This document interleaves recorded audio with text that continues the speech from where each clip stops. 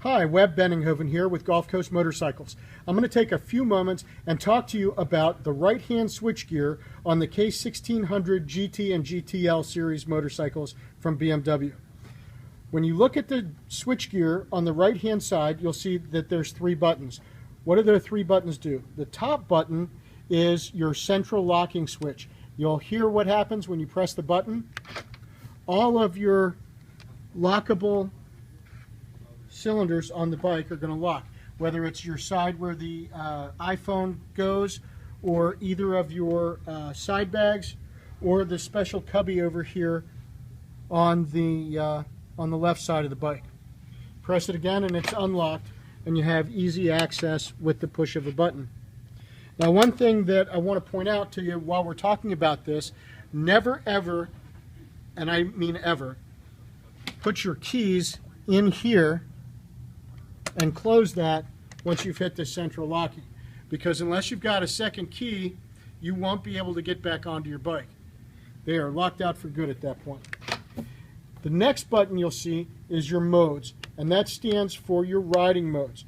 Now I want you to take a moment, look closely on the dash, and you'll see just above your shift indicator that it says rain. This is what your riding modes are. I'm going to cycle through everything with the push button, and it'll light up just below that. You have rain, road, and dynamic. Now back to the rain. What does the switchable modes control? The switchable modes controls your engine mapping, your anti-lock braking system, your engine braking, and your traction control. It also controls, as a part of the engine mapping, your throttle input. This is a throttle-by-wire bike, and the fact that it controls this enables it to be so exceptional in the rain. What you want in the rain is a throttle that gives you a lot of room for input with minimal output at your back wheel, so you don't have an oversensitive throttle. You have the maximum sensitivity for your ABS and the maximum sensitivity for your traction control. The next mode is right here, and that is your road mode. And what your road mode does is very simply this. The road mode affects your throttle and makes the throttle response very linear in the manner that it functions and feels to your hand. You have a moderate setting on your ABS and a moderate setting on your traction control, and engine braking is right about in the middle. So when you release the throttle, you have a nice easy come down. The very last mode is right here, and it's called the dynamic mode. The dynamic mode gives you the most throttle sensitivity, and the throttle sensitivity is really designed for spirited riding or a track day event. And very simply what it does is it gives you the most output at the rear wheel for the minimum input at the throttle where your hand is.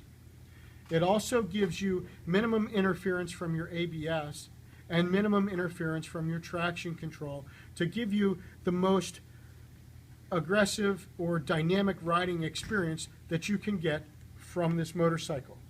Now below that, on the switchgear, you have your kill switch, stop, and center, and then you press down to start this fine motorcycle.